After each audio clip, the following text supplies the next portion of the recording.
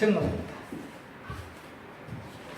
정책론은 이런 네 문제에서 6문제 정도 출제하죠. 그리고 이쪽은 거의 안 틀리시더라고요. 특별한 건 없고요. 정부 정책 쪽이니까요. 근데 정부 정책 문제가 한 문제가 나오는데 뜬금포가 나오죠. 하여튼 저희 쪽에서 다루지 않는 정책, 지금 현재 정부 정책이 한 문제가 나오니까 그래서 시사성 있는 문제로 출제하더라고요. 302페이지 가겠습니다. 부동산 문제와 부동산 정책입니다. 부동산 문제는 정부에서 어떤 정부가 되었든 만약에 고민거리죠. 어떻게 처리를 해도 한쪽에서는 불평불만이 나올 수밖에 없고요. 지금 우리나라 같은 경우는 지금 이사를 가고 싶어도 못 가고 있죠. 전체 한 75%가 이사를 못 간다네요. 이사를 가게 되면 전체적으로 무너져 버리니까 지금 부동산 문제 어떻게 해결해야 할지 모르겠는데 우리 좋으신 분들이 하겠죠. 근데 아무튼 심각한 건 사실입니다. 지금 우리나라가 여러분들이 피부로 느끼는 것보다 좀 더 심각해요. 아무튼 자산의 부업을 이루어줘야 돼요. 자산의 부업을 이루지 않으면 이거 해결할 수가 없습니다. 해결할 수 없고요. 지난번에 지금 연금기업은 아닌데 한쪽에서는 사기치지 마라 그러고 있죠. 한쪽은 진짜 아니다. 너무 고갈된다 그러고 있는데 내용을 보면 고갈 안 되는 거죠. 오히려 지금 고갈된다고 사기치고 있는 데가 누굽니까? 그렇죠. 오히려 정부에서 이렇게 조장을 하고 있으니까 좀 문제가 되는 거죠. 국민들은 걱정도 안 하는데 정부에서 고갈된다고 하고 있습니다. 이제 부동산 문제는 지금 현재 우리나라가 다른 나라보다는 조금 더 심각한 상황입니다. 심각한 상황인데 이것을 어떻게 풀어야 될지는 그래서 이제 지혜를 모아야 되는데 한쪽에서는 미국이 했던 것처럼 미국은 이 부동산 문제에 일본한테 넘겼죠. 일본이 땅 사기꾼 해가지고 좀 80년대 레이건 정부에서 우리나라는 그 유사하게 지금 중국 쪽에다가 땅을 좀 많이 팔고 있는데 어떻게 해결될지는 잘 모르겠습니다만 분명한 사실은 지금 현재 가계대출 자산에서 차지하고 있는 비중이 주택담보대출이 높다는 거. 전번에 여러분 1% 안심대출 나왔는데 장부가 나눠버렸죠. 처음에는 줄 서 있었는데 이유를 봤더니 원리금 상환 가치 상환해 나가요. 그때 지금 이자만 갖고 나가고 있거든요. 이자만 갖고 나가는 게 더 유리하다고 느껴버린 거예요. 집을 1% 받느니 1% 받아서 이자라고 원금을 갚아 나가는 것이 지금 현재 돈을 갚아 나가는 것보다 많다고 생각해 버리니까 실제로 많더라고요. 많으니까 1%는 나은 발전 없다 이렇게 보는 게 돈이 나와버렸습니다. 추가로 20조 예산 투자했는데 좀 나와버렸죠. 이유가 부동산 정책 연구에서 살펴보니까 75%가 지금 우리나라의 75%가 이자만 갖고 나가고 있는 상황이다 이거죠. 이것이 이제 쓰나미처럼 한번 쏟아지면 미국의 서프라임 사태가 이렇게 되는데 지금 우리가 지금 그게 딜레이 되고 있는 이유 중에 하나가 미국에서 양적 완화하면서 자금을 많이 풀어 전 세계적으로 자금 많이 돌아다니면서 경기가 약간 부양시켜 놓은 거에 효과가 있고요. 그 다음에 일본도 거기에 맞춰서 연저해서 지금 이제 반대로 우리나라는 일본이 연저가 되니까 수출에서는 좀 비상이 걸려있지만 일본 자금들이 지금 안정을 찾아서 전 세계에서 회수를 안 하니까 경제시장이 조금 안정은 된 것 같아요. 그런데 우리나라 부동산 문제는 언제 터질지 모르는 가계대출 문제니까 정부에서 공적자금 투자할 수도 없고 여러 가지 대안을 지금 만들고 있는데 그 대안들이 그게 한번 빵 터지면 어떻게 돼요? 네? 그 문제가 빵 터지면 빵 터지면 우리나라 부도 나는 거죠. 나는 거예요? 나는 거죠. 아. 미국이겠죠.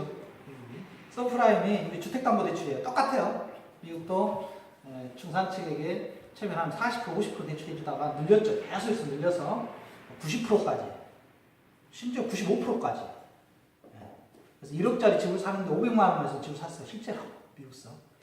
근데 이제 그 산 게 아니라 미국은 뭐가 문제냐면 우리도 그렇게 된 거죠.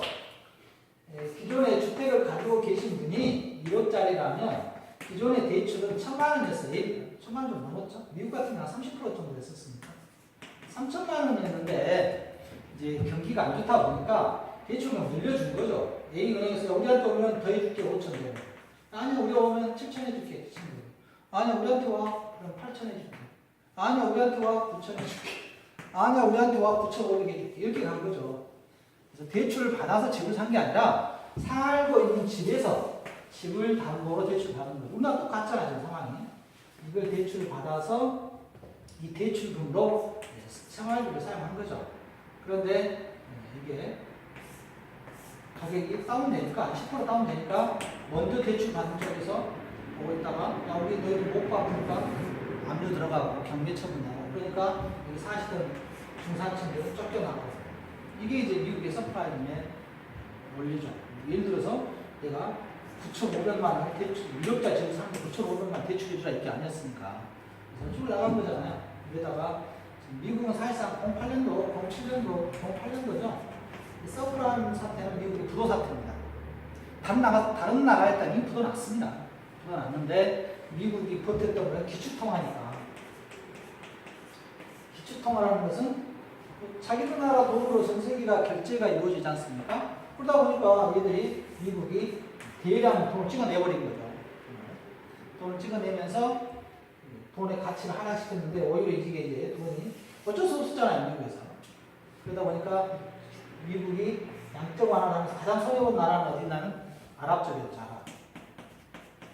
아랍이 손해봤냐면 돈의 가치가 1달러당 예를 들어서 1,000원이라면 이렇게 가치가 있었는데 이게 쭉 떨어지니까 500원도 안 되어버리니까 석유 팔아서 북불 쌓아놨지 않습니까? 석유 그냥 몇십 년 동안 석유 팔아서 해놨는데 쌓아놓은 가치가 3분의 1로 떨어져 버린 거죠.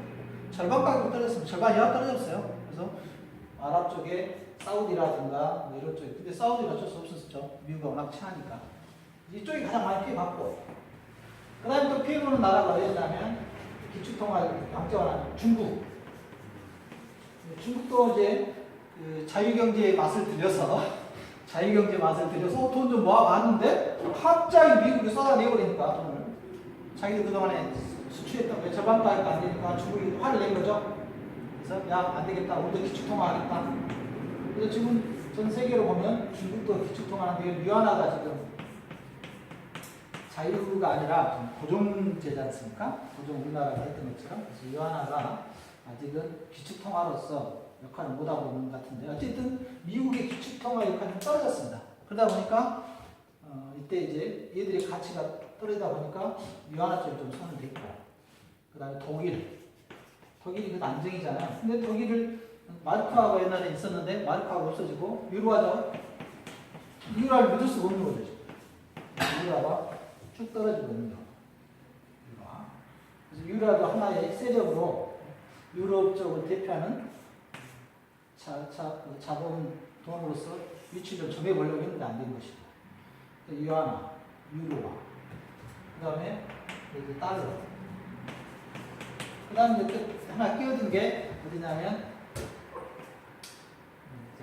저기 캐나다가 좀 끼어들어 가는데 캐나다 프랑은 너무 약하죠. 그래서 세 개가 지금 그나마 그 다음에 여기에다가 일본, 베나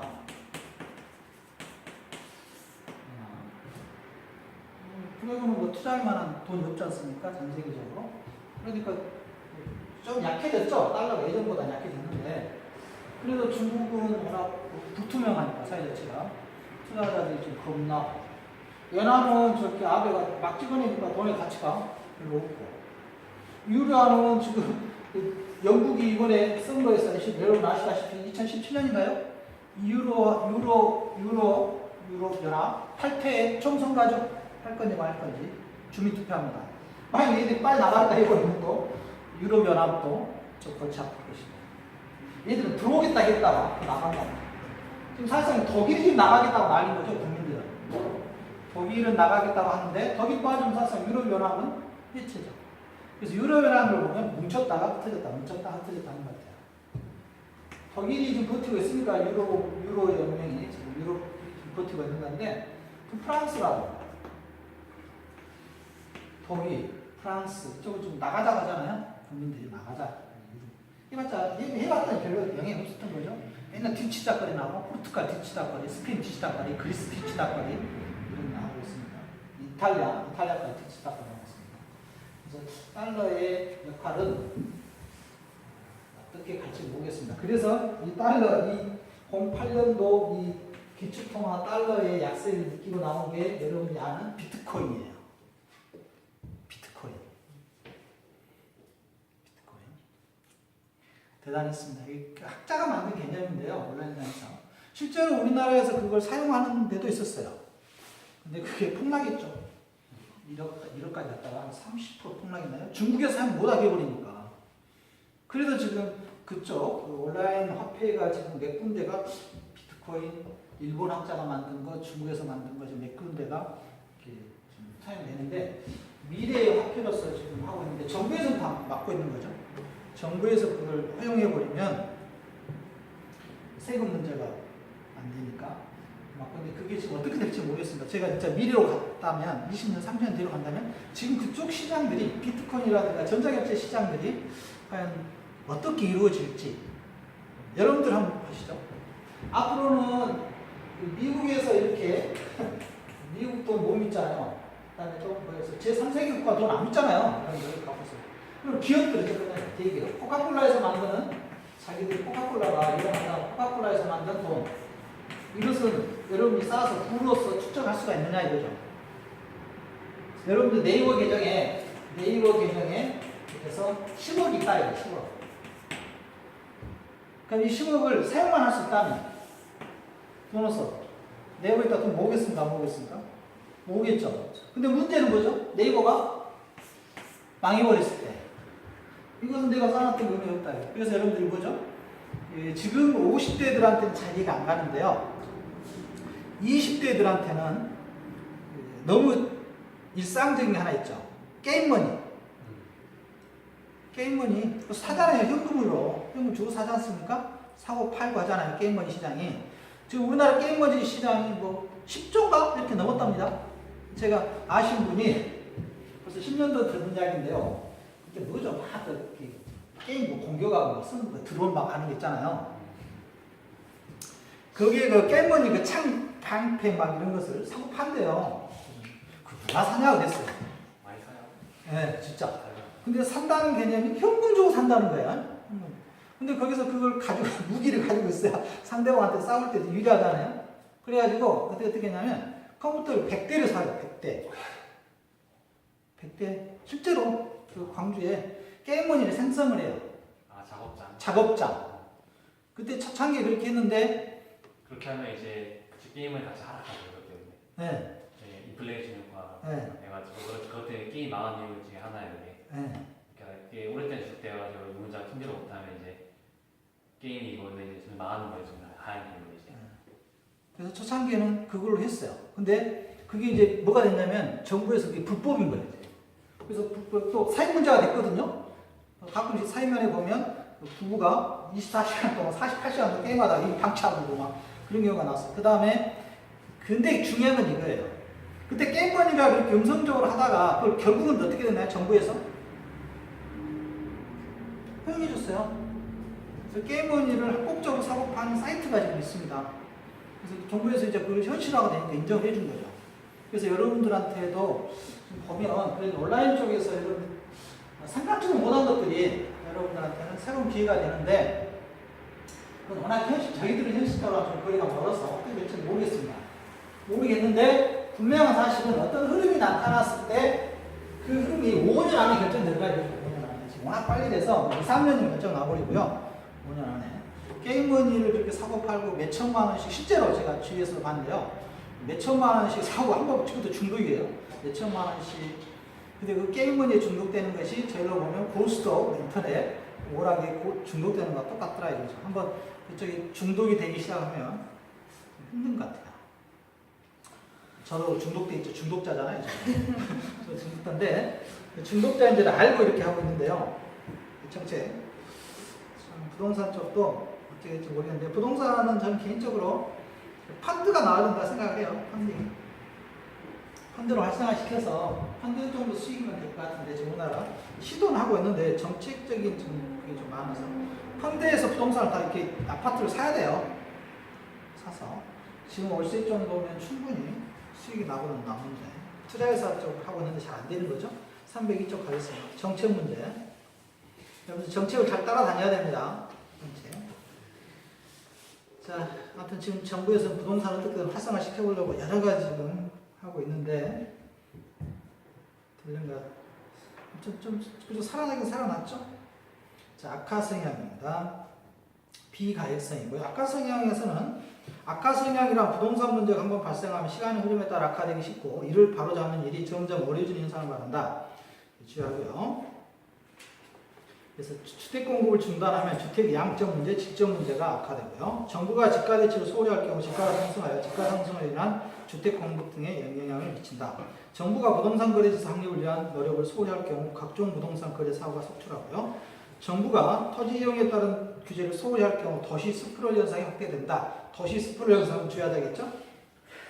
도시 스프롤 현상은 도시 내부 지역에서 발생하는 문제입니까? 외부 지역에서 발생하는 문제입니까? 그렇죠. 외부에서 우리가 개구리 뛰는 것처럼 알 수 있죠? 자, 비가역성입니다.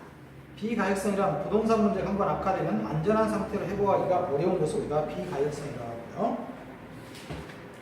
그 옆에 보시면 지속성이 있고요. 지속성 밑줄만 치죠? 지속성. 지속성이란 부동산 문제가 시간의 흐름과 함께 지속되는 현상을 말하고요. 부중성의 특성을 가진 토지에 대한 수요 증가는 토지의 수요와 공급의 불균 현상을 지속시키고요. 복합성이 있고요. 복합성은 법경기 측면에서 살펴본다겠죠? 법경기 측면에서 살펴보고요. 부동산 문제 내용, 토지 문제, 앞에 보시면 주택 문제, 네. 국토 이용의 비효율성에 따른 문제, 거래 질서의 문란 문제가 있겠습니다. 부동산 정책 보시면 부동산 정책은 공적 정책이죠. 정부가 나서니까 공적인 노력을 부동산 정책이라고 하고요. 국민의 공통된 기반 생활인 부동산을 둘러싼 재반 문제, 즉 부동산 문제를 해결 또는 개선하면서 부동산과 인간과의 관계를 개선하고자 하는 정부의 공적인 노력을 부동산 정책이라 한다 이렇게 되어 있습니다. 부동산 정책의 내용이고요. 부동산 정책은 크게 토지정책과 주택정책, 조세정책으로 분류하고요. 그 옆에 부동산 정책 과정 보시면 부동산 문제를 인지하고 정보 수집하고 정책을 대안하고 작성하고 최적의 정책 대안을 선택해서 정책을 집행하고 집행된 정책에 대해서 평가를 해봐야 되겠죠? 여러분들도 평가하잖아요, 시험. 여러분들 참 평가 문제 나왔으니까 언제 우리 한번 모의고사 볼까요?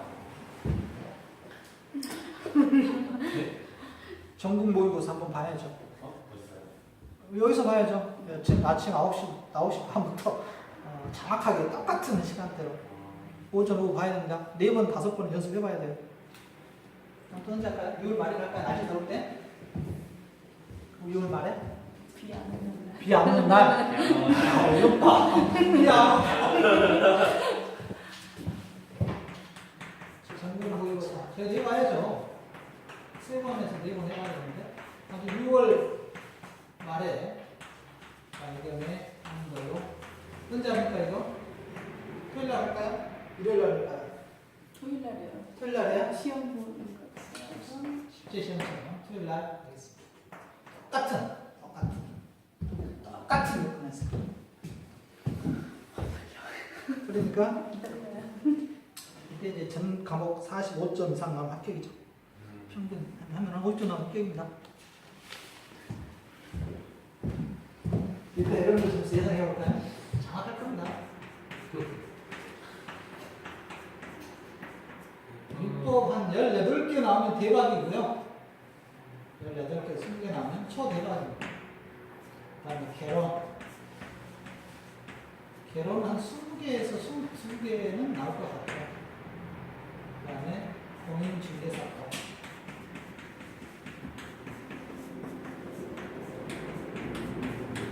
을 얘기 나오셔야죠. 중간적으로. 그 다음에 공법은 15개. 공시, 세법. 이렇게 한 16개에서 18개 정도 나오면 학원에 안 나오셔도 돼요. 다 잊어버린다. 그럼 또 나와야죠. 이거 나오기 어렵습니다. 장애 나오면 뭐 무조건 합격이죠. 자, 305페이지. 부동산 시장 개입입니다. 토요일 날. 네? 토요일 날인데? 평일 날요? 평일 날 하자고요? 금요일 날 할까요? 금요일 날? 거기 중에서 또 빼고. 금요일 날 하죠. 뭐, 토요일 해도 돼요. 문제니까 뭐 그걸 하고 주말 그냥 치고 시험이 토요일 날 있으니까. 네, 토요일 날 있으니까 토요일 날 하겠다는 것이고요. 똑같이 토요일 날 본인 연습 빼고 그 대신에 2개 더 올라가야지. 26개. 이때 한 24개, 26개 나오면 실제로 나서는 4개에서 6개 나와야죠. 실제 시험에서. 305페이지 정부의 실패 경제적 기능입니다. 경제적 기능. 정부는 경제적 기능을 수행하기 위하여 부동산 시장에 개입하게 되고 이는 부동산 시장 실패 현상을 수정하여 자원의 최적 부여분을 달성하고 효율성을 추구하기 위한 것이고요. 예를 들어 예부 효과의 제거 문제는 시장 실패를 수정하기 위한 정부의 경제적 기능에 해당하고요. 정치적 기능이 있습니다. 정치적 기능은 소득 재분배 문제죠. 주거 복지 등 사회 목적 달성을 위하여 효율성과 형평성 등을 추구하기 위함이고요. 사회적 목표는 효율성, 다음 페이지 형평성 또는 그 밖에 다른 목표일 수도 있다 이렇게 얘기해요. 정부의 실패가 있습니다. 정부의 실패. 부동산 시장의 개입 방법, 이게 주로 많이 나오죠. 부동산 시장 개입 방법, 정부가 직접 개입하는 방법과 간접적으로 개입하는 방법이 있습니다. 직접적 개입 방법과 간접적 개입 방법.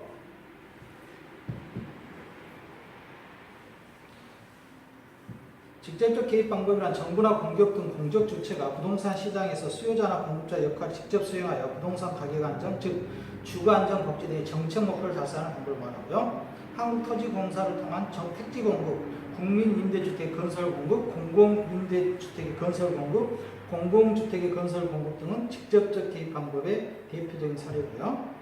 간접적 개입 방법은 세금 문제죠. 조세제도, 금융지원, 토지이용 거래 규제 제한, 그 다음에 취득세, 종합부동산세, LTV, DTI, 대부비율, 총부채 상환 비율의 확대 축소, 간접 개입 방법의 대표적인 사례입니다. 307쪽에 부동산 시장의 실패와 원인 보시면 시장의 실패란 시장기구 스스로가 자원의 최저 비율을 달성하지 못한 경우를 말하고요. 즉 시장기구 스스로가 효율적인 자원 비용 및 공평한 소득 분배를 실행하지 못하는 경우를 말한다. 이처럼 시장의 실패가 발생하면 자원의 비용이 효율적으로 이루어지지 못하므로 정부의 시장 개입을 필요한다. 따라서 시장의 실패는 정부의 시장 개입에 대한 이론적 근거가 되고요. 이 추측입니다. 따라서 시장의 실패는 정부의 시장 개입에 대한 이론적 근거가 된다는 것 정도만 기억하시면 되겠습니다. 왜 부동산 시장이 실패하느냐? 불안정 경쟁으로 인한 독과점 때문에 시장이 실패하는 거죠. 부동산 공급자의 독과점으로 인해 부동산 시장의 자원이 효율적 배분을 어렵게 한다. 즉 부동산은 개별성의 특성이 있어 공급 독점을 유발할 수 있기 때문에 시장의 기능을 제어하여 자원의 효율적 배분을 어렵게 하고요. 정보의 비대칭성입니다. 정보의 비대칭성이란 거래 당사자들 사이에 정보 수준의 차이가 존재하는 상황을 의미한다. 부동산에 대한 정보의 비대칭성이 존재함으로써 부동산 거래 질서가 무관할 수 있으며 초과 이윤이 발생하는 등 자원의 효율적 배분을 어렵게 한다. 이러한 정보의 비대칭성을 인하여 역선택과 도덕적 해를 초래하기도 한다. 역선택은 반대, 불리한 사람이 선택하는 거죠. 상대방을 찾아가서 도덕적 해는 모랄 리스크라고도 하고요. 역선택은 우리가 지문에서 한 번 정도 보였습니다. 역선택. 대부분이 보험 쪽에서 많이 이루어지죠. 질병을 있는 것을 감추고 상대방한테 찾아가서 보험에 가입하는 것을 우리가 역선택의 가장 대표적인 이유로 들고 있습니다. 다음 페이지 도덕적 해이. 도덕적 해이는 화재보험에 가입해놓고 불내버린다든가 그 다음에 돈 빌리고는 갚지 않아버린다든가 이런 것들을 우리가 도덕적 해이라고 하고 있죠. 그 다음에 세 번째 규모의 경제 때문에 불안정 부동산 시장에 정부가 개입하는 이유가 되겠죠. 규모의 경제. 규모의 경제란 생산을 늘리면 늘릴수록 장기적으로 평균 비용이 감소하는 현상을 말한다. 이러한 규모의 경제가 존재할 경우 타 기업의 시장 진입을 방해하기 위하여 과대 생산이 이루어지므로 자원의 효율적 비용을 어렵게 한다. 지금 이 경우가 가장 대표적인 게 우리 휴대폰 사업이죠. 휴대폰 사업은 갈수록 늘려서 다른 사람이 시장 진입 못하게 하고 있죠. 사실상. 펜텍 같은 경우가 참 좋았던 회사인데 없어져서 망한 거죠. 지금. 한때는 우리나라 생산의 선두주자였는데 결국 대기업한테 못 이긴 거죠. 4번 예부 효과가 있습니다. 예부 효과. 부동성 인접성으로 인한 예부 효과가 발생한 자원의 효율적 배분을 어렵게 하고요. 공공재입니다. 공공재는 공공의 목적으로 생산된 자원화 서비스를 말하고요. 1번에 소비의 비경합성이란 뜻이죠. 비경합성이란 한 사람이 그것을 소비한다고 해서 다른 사람이 소비할 수 있는 기회가 줄어들지 않는다는 특성을 말한다. 이처럼 공공재는 공동 소비가 가능하므로 서로 소비하기 위하여 경쟁할 필요가 없다. 그래서 여러분들 순천만 정원 생각하시면 되겠죠? 순천만 정원은 우리가 공공재 성격이 강하죠. 그래서 여러분들이 사용한다고 해서 다른 사람이 사용 못하는 건 아니잖아요. 2번 소비의 비이재성이란 대가를 치르지 않는 사람이라도 소비에서 배제할 수 없다는 특징을 말하고요. 309페이지에 3번 소비의 비배제성으로 인하여 개인들은 공공재의 생산에 따른 비용을 부담하지 않으면서도 생산이 이루어지면 최대한 이용하려 든다. 이러한 현상을 무임승차 문제라 한다. 그렇죠? 4번 공공재는 소비의 비배제성으로 인하여 무임승차 문제가 발생하기 때문에 자원의 효율적 배분이 어렵다. 5번 공공재의 생산을 사적 시장에 맡길 경우 과소 생산됨으로 자원의 효율적 배분이 어렵다 했고요. 그래서 공원을 여러분들이 만들진 않죠? 과소 생산된다고 보시면 되겠습니다. 6번 공공재의 최적 공급이 시장 기구에 의하여 이루어지지 않기 때문에 공공재는 일반적으로 정부가 세금이나 공공의 기금으로 공급하는 경우가 있다. 그래서 보조 정책을 많이 사용한다겠죠? 7번 공공재는 예부 경제 즉 성의 예부 효과를 유발하는 경우가 많다. 좋아진다 이거죠. 공공재. 소득 분배 불균형이 있습니다. 다음 페이지 예부 효과. 예부 효과도 중요하다겠죠? 예부 효과도 시험에 거의 매번 출제됐던 문제죠. 예부 효과는 어떤 경제 활동과 관련하여 시장의 메커니즘을 통하지 않고 거래 당사자가 아닌 제3자에게 의도하지 않는 혜택이나 손해를 가져가면서도 이에 대한 대가를 받지도 지불하지도 않는 상태를 말한다. 이렇게 됐죠. 순천만 여기 정원이 생기면서 옆에 살고 계신 분은 좋아진 거죠? 옆에가 공원이 생긴 거니까. 1번 외부 효과는 부동산의 부동성과 인접성이라는 특성 때문에 발생하고요. 인접성과 부동성. 외부 효과는 생산 과정에서 발생하는 경우도 있고 소비 과정에서 발생하는 경우도 있다. 3번 예부 효과에는 예부 경제와 예부 불경제가 있고요. 예부 경제는 좋아진 거, 예부 불경제는 나빠진 거라 보시면 되겠습니다. 예부 효과의 종류, 예부 경제, 예부 불경제. 이것은 여러분들 한 두세 번 읽어주셔야 돼요. 어렵진 않습니다. 예부 경제란 어떤 경제 활동과 관련하여 시장의 메커니즘을 통하지 않고 거래 당사자가 아닌 제3자에게 뜻이죠. 제3자에게 의도하지 않는 혜택을 주는 거. 제3자입니다. 당사자 사이가 아니에요. 제3자에게 의도하지 않는 혜택을 주는 것을 우리가 예부 경제라고 합니다. 이게 좋아진 거죠? 좋아진 거고요. 어떤 사람이 타인의 경제 행위로 인하여 아무런 대가 없이 이익을 얻는 경우를 말한다. 그래서 예부 경제는 이익을 얻는 겁니다. 예부 경제. 예부 경제하고 예부 불경제. 예부 불경제다. 맞죠? 예부 불경제. 이것은 좋은 거, 이것은 나쁜 거. 이렇게 생각하시면 되겠습니다. 좋은 거, 나쁜 거. 이건 부자 되는 거, 이건 가난하게 되는 거. 그래서 기업권에 보시면 대가 없는 이익, 대가 없는 이익이라는 게 중요하죠. 대가 없는 이익, 제3자 이익하는 거, 정의 예부 효과 좋아진 거죠. 사회적 편익보다 사적 편익이 작은 거죠. 사회적 편익이 큰 거죠. 사적 편익보다는 사회적으로 이익받는 거. 사회적 비용보다 사적 비용이 더 크고요. 비용으로 따진다면 여러분들이 공원 지으려면 돈 많이 들죠? 디귿번 과소 생산되는 거. 시험이 가장 많이 나온 거죠. 이거 과소 생산. 자원 비용의 비효율성 철회해서 시장의 실패 현상을 수정하는데 정부가 개입하는 것이고요. 정부 개입. 과소 생산. 1번에 저장 정책하고요. 보조금 지급, 비과세 등 세제 혜택을 위해서 공급을 증가시킵니다. 예부 경제의 정의 예부 효과, 긍정적인 예부 효과라고도 하고요. 인근 지역에 대규모 생태공원이 들어서면 아파트 시장에 정의 예부 효과가 발생합니다. 3번 아파트 시장에 정의 예부 효과가 발생하면 아파트에 대한 수요가 증가하여 수요 곡선이 우측으로 이동하게 된다. 그래서 우측으로 이동한다는 거. 좋아지는 것은 우측으로 이동합니다. 나빠지는 건 어디로 가거든요? 좌측으로 갑니다. 우측. 정의 예부 효과의 경우 비용을 지불하지 않는 사람도 발생되는 이익을 누릴 수가 있고요. 5번 생산 과정에서 예부 경제를 발생시키는 자의 공급을 사적 시장에 맡길 경우 그 자는 사회적인 최적 생산량보다 적게 생산되는 경향이 있다. 따라서 자원 배분의 비효율성을 처리하고요. 6번 사회적 편익이 사적 편익보다 큰 경우에는 정부의 부동산 시장 개입이 필요합니다. 2번 예부 불경제입니다. 나빠지는 거죠. 기업권의 대가 없는 손해, 예부 비경제, 부의 예부 효과고요. 나빠지는 거고요. 사회적 편익보다 사적 편익이 더 큰 거죠. 혼자 이익이 큰 거죠. 사회적으로는 손해보지만 사회적 비용보다 사적 비용이 적은 거죠. 사회적 비용이 많이 든 거죠. 오염물질 생각하시면 돼요. 강물에 오염물질 풀어버렸을 때는 사회적으로 비용이 많이 들죠. 뒷부분 과대생산되는 거죠. 과대생산. 자연비용의 비효율성 처리해서 시장의 시편상을 수정하려면 정부가 개입하는데 개입하는 방법으로는 규제정책이죠. 부담금을 증가하고 증가세 한다든가 토지이용 규제를 한다든가 이런 공급이 감소되겠죠. 공급이 감소돼서 물건 가격은 상승할 겁니다. 상품 가격은 상승하는 이런 효과가 나타나겠죠. 그래서 1번 예부 불경제를 예부 비경제 부의 예부 효과 부정적 예부 효과라고 봤다. 2번 매연을 배출하는 쓰레기 소각장에 대한 규제가 전혀 없다면 인근 지역에 있는 아파트 시장에 부의 예부 효과가 발생한다. 3번 부의 예부 효과가 발생하게 되면 법적 비용 증상 조사의 어려움 등으로 인해 당사자 간 해결이 곤란한 경우가 많고요. 4번 상상 과정에서 예부 불경제를 발생시키는 저하의 공급은 사적 시장에 맡길 경우 그 저하는 사회적인 체적 생산량보다 과다 생산되는 경향이 있다. 따라서 자원 비용의 비효율성을 처리하고요. 5번 부의 예부 효과를 발생시키는 공장에 대해서 부담금을 부과하면 생산비가 증가하여 이 공장에서 생산되는 제품의 공급이 감소하게 되고요. 6번 토지이용 행위에서 발생하는 예부 불경제는 토지이용 규제의 명분이 되고요. 용도 지역 지구제와 같은 토지이용 규제는 부의 예부 효과를 억제하기 위한 수단으로 이용됩니다. 8번 부의 예부 효과가 발생하는 경우 세금 부과나 규제 등을 통해 자원 비용의 비효율성을 감소시킬 수가 있고요. 부의 예부 효과가 대한 규제는 부동산의 가치를 상승시키는 효과를 가져올 수도 있습니다. 규제를 했을 때 이야기입니다. 규제하지만 안 되겠죠. 예부 효과의 비교, 양가로 3번 175번 몇 번 읽으셔야 돼요. 한 문제 꼭 나옵니다. 313페이지 예부 경제와 예부 불경제 영향.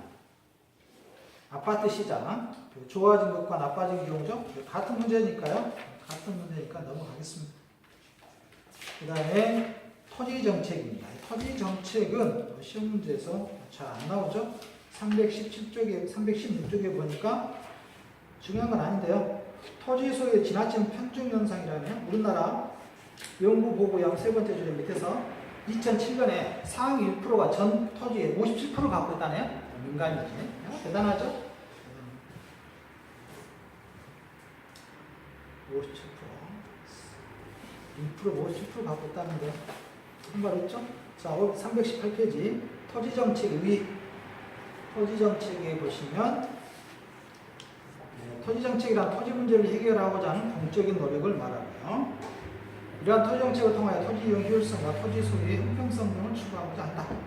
토지정책 내용에 보시면 토지이용 규제제도, 토지거래 규제제도, 개발이익 환수제도, 토지개발제도가 있는데 토지이용 규제제도는 토지이용 규제제도는 국토의 계획 및 이용에 관한 법률 등을 근거로 하여 전국의 토지를 기능과 작성에 적합한 용도로 부여함으로써 국토의 이용 질서를 확립하고 토지의 효율적 이용을 통하여 어울리지 않는 토지 이용으로 인해 발생하는 부의 예부 효과를 제거하거나 감소시키는 데 그 목적이 있다. 여기다 밑줄 치죠.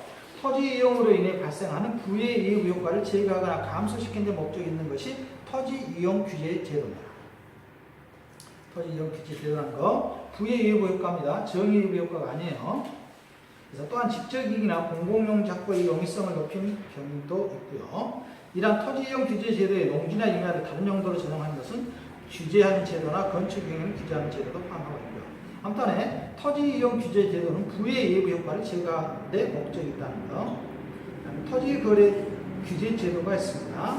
토지 거래 규제 제도는 토지의 소유나 거래를 규제하는 제도고요. 그래서 농지 같은 경우는 아무나 소유 못하죠.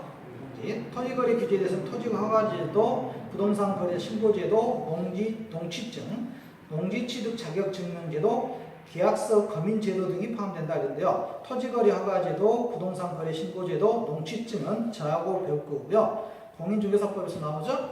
농취증 같은 경우는 여러분 농지 취득 자격 증명제도 같은 공법에서도 있고요. 부동산 거래 신고제도는 우리가 어디에서만 이루어집니까? 부동산 거래 신고제도에서는 혹시 기억납니까? 부동산 거래 신고제도.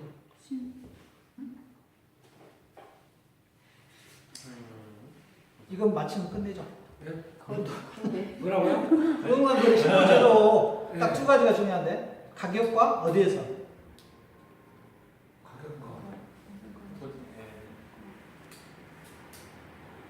문제를 앞으로 갈까요? 네? 부동산 거래 신고제도 맨날 나오잖아요. 가격 얼마? 얼마 가격이? 가격 얼마 이상을 신고하라고 아무나 신고합니까? 부동산? 잠깐. 그걸 좋아하지? 네? 그걸 좋아하지? 얼마요? 네?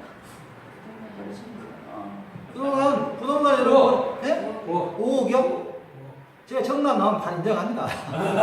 정답이 아니니까 못된 척 한 거죠. 서로 무한하니까. 네? 1억이면 신고해야 돼. 일단 신고하시겠어요.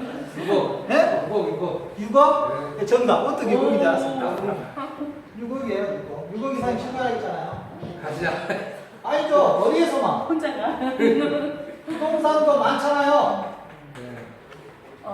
토지. 6억 이상. 어디에서? 건물. 그래, 건물 나가겠어. 부동산이니까. 건물. 네? 건물요. 방금 했잖아요. 건물 했잖아요. 아, 그럼 또뭐 있어? 네, 건물.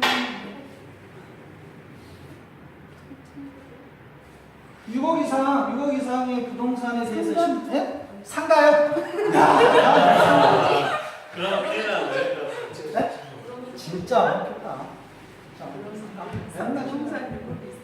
그게 부동산 신고 거래 신고 제도인데. 단독주택? 예? 단독주택이 6억 이상인데. 부동산이에요. 아닌가 보다. 이거 비싼. 가슴 섬찟했어요. 필수했는데. 빨리 찾아봐. 시험에 나오잖아요. 문장 많은 문제 풀어야 되잖아요. 고급주택? 주택. 고급주택. 고급주택. 야, 딱 세법 시간에 고급주택 사. 다 나와? 나도 알것 같아. 네? 아니니까 아니고. 부동산 거래를 신고를 해야 되는데 6억 이상인 것을 신고를 해야 되는데 부동산 중에서 무슨 부동산이야? 토지 아니에요? 터지요? 네. 아닌가 보다. 잠깐. 근데 오답만 하네? 건조주택. 아까 단독주택 나왔잖아요. 건조주택. 네? 공동주택. 공동주택은 6억 넘지 않나? 고급주택이야? 뭐가 인기가 많죠 지금? 사람들. 빌라? 빌라? 빌라. 빌라 인기가 많아요. 여전히 그랬대. 요즘 인기가 옛날에는 안 뭐가 나와 뭐 있지? 빌라 있는 거는 뭐 아파트 가격. 그렇죠 아파트. 네. 근데 아파트가 6억이 있어요? 아파트를 6억 이상 거래할 때는 신고하라 이거죠. 그래서 작은 조달 계획서라든가 이런 걸 넣어야 되는 게 부동산 거래 신고. 아파트 살면서 아파트였어요? 네? 9억인 줄 알았습니까? 그렇죠. 이게 9억으로 많이 나요. 지금 6억으로 떨어졌습니다. 6억 이상의 아파트는 신고를 하나 이거죠. 그래서 이제 자금 계획서를 집행하죠. 그러니까 농취증도 시험 나오죠. 농취증, 농지 취득 자격 증명 제도는 공법에서 안 배웠으면 저한테는 안 했죠. 그래서 다음에 할 겁니다. 농취증. 농지를 취득할 때는 농취증이 있어야 되죠. 자, 그럼 오늘은 여기까지 하죠. 6억은 6억 있다 맞췄어. 뭐가 이겼지? 뭐가 이겼지? 이건 이제 안 틀리겠죠? 아파트만입니다. 터지는 아니에요.